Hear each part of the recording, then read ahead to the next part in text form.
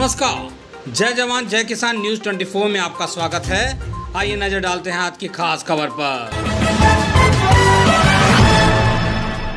जिला मैनपुरी में नारी शक्ति उड़ान की संस्थापक नीतू यादव से संपादक कुमार गौरव की खास मुलाकात। नीतू यादव ने बताया कि नारी शक्ति उड़ान संस्था की शुरुआत 2010 में हुई थी।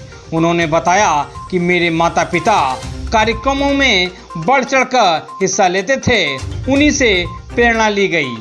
साथ ही डॉक्टर रजनी यादव का भी रहा अहम योगदान। नीतू यादव ने बताया कि यह नारी शक्ति की उड़ान, यह शब्द उड़ान सीरियल से लिया गया। नारी शक्ति उड़ान संस्था का मुख्य उद्देश्य कमजोर लड़कियों और महिलाओं का सहयोग करना है। नीतू यादव समाजवादी पार्टी की टिकट पर जिला पंचायत सदस्य से चुनाव भी लड़ चुकी हैं। उन्होंने बताया कि नेताजी हमेशा गरीबों की सेवा करते थे, बस उन्हीं के पद चिन्हों पर चलकर गरीबों की सेवा करनी है। नीतू यादव ने सभी देशवासियों को होली की हार्दिक शुभकामनाएं दी हैं। देखिए संपादक कुमार गौरव की एक खास रिपोर्ट।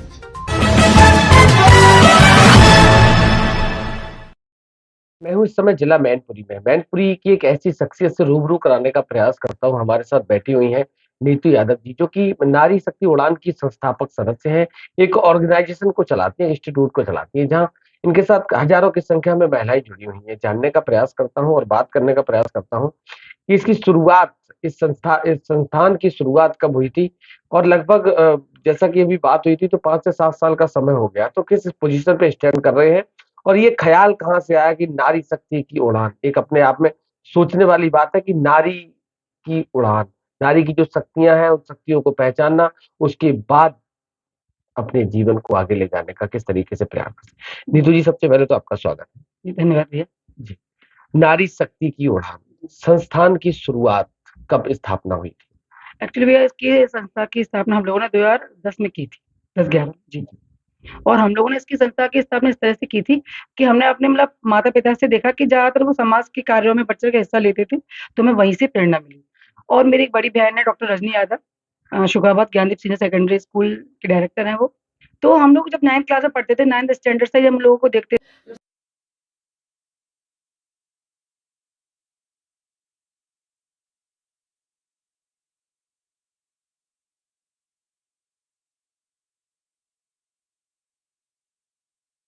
तो वहां से प्रेरणा मिली।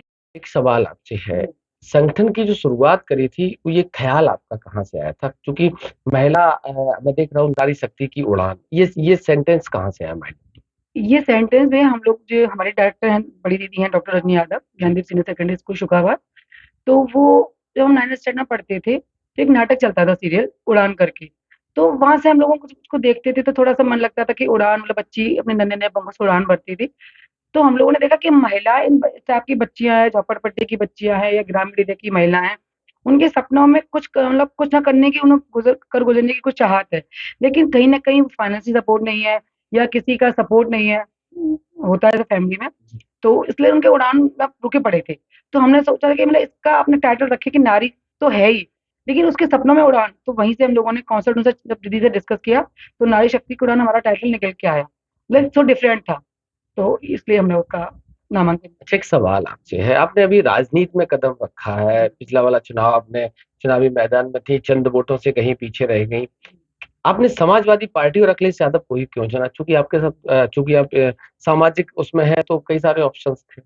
नहीं, ऑप्शंस तो थे, लेकिन ऐसा था कि समाजवादी, हम जो माननीय नेताजी हमारे बीच में अब नहीं है, उन लोगों को हम लोग अपना अपना मोटिवेटर मानते थे।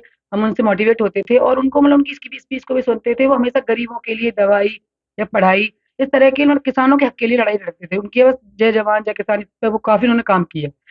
तो क्या है कि जैसे बॉर्डर पे जवानों के लिए काम किया, जब वो रक्षा मंत्री रहे तो उन्होंने ही ये चलाया कि भाई शहीदों का शव अपने घर आए, उससे पहले नहीं आता था। तो उन्होंने उनके लिए भी काफी अच्छा सा काम किए। किसानों की भी, जैसे कि उनका जो अनाज होता था उसको भरपूर दाम में वो लोग खरीदते थे गवर्नमेंट के द्वारा, फिर उसको जो भी मार्केट में करते थे, बिक्री करते थे, उसकी वो करते थे। तो वहां से हम लोग देखा कि किसानों के लिए और जवानों के लिए बहुत अच्छा काम करते थे। और ये पीढ़ी जो है, अखिलेश यादव जी की, हमने जो देखा कि युवाओं के साथ बढ़ चढ़कर वो उनके मुद्दों पर लड़ रहे हैं, काम कर रहे हैं। और मैं सरकार के किसी की उसके नहीं कह रही, मैं अपनी निजी राय रख रही हूँ कि किसानों को मुहैया उनका जो दाम है वो नहीं मिल पा रहा उनके अनाज का।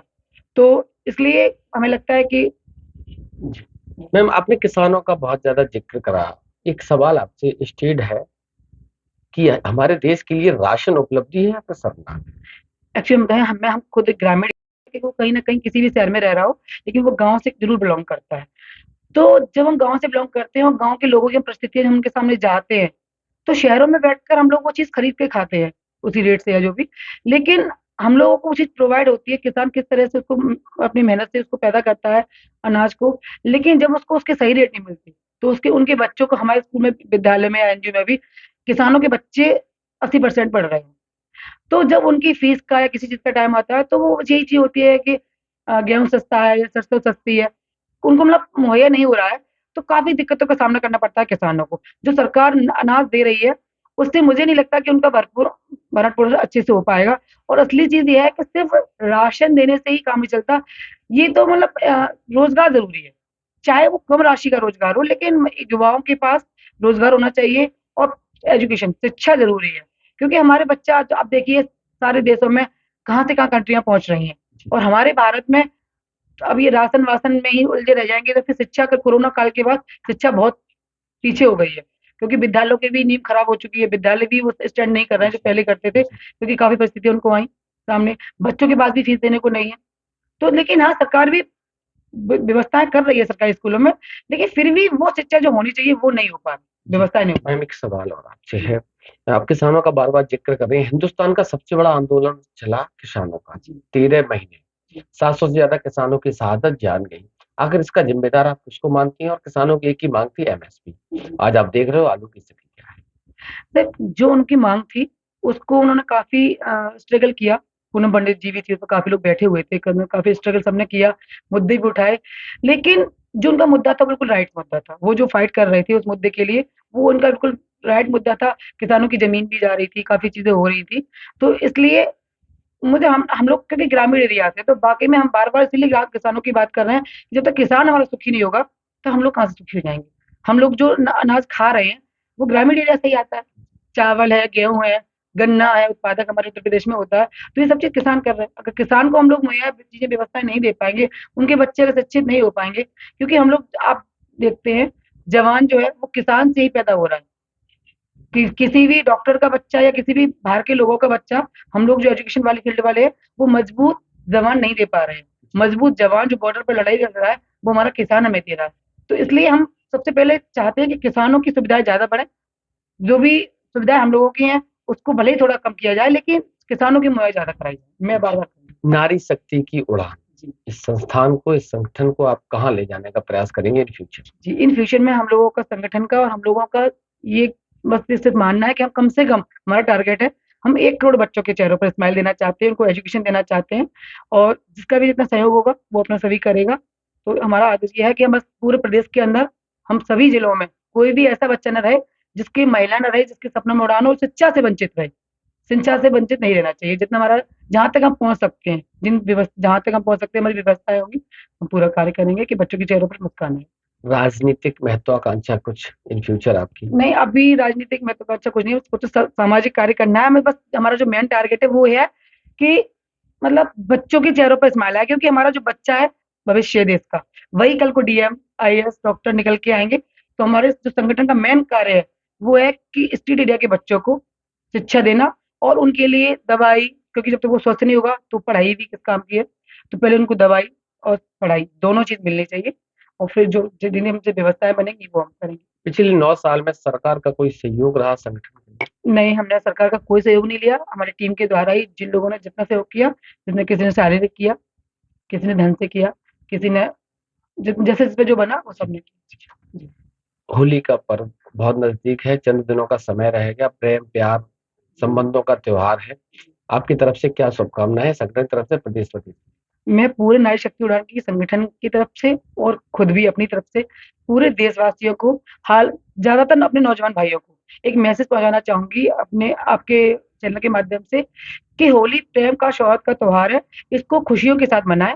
इसमें कोई भी रंजिशें ना निभाएं, क्योंकि ज्यादातर शराब का सेवन करने के बाद आपस में लड़ाई झगड़े मतलब काफ़ी बढ़ते हैं, काफ़ी परिवारों के जो बच्चे हुए वो अपने लाल बच्चों को खो देते हैं इस त्योहार में। तो इस तरह का इस त्योहार को कलंकित ना करें, अपने घरों में खुशी से मिठाइयाँ खाएँ, रंगों से, फूलों से होली मनाएँ और ज़्यादातर मैं चाहूँगी कि फूलों की होलियाँ खेलें, जिससे किसी को हानि ना हो। जी, बहुत-बहुत धन्यवाद मैम बात करने के लिए और समय देने के लिए।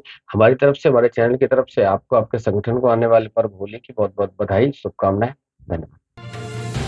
पल पल की खबरों को देखने के लिए चैनल को लाइक, सब्सक्राइब और शेयर जरूर करें।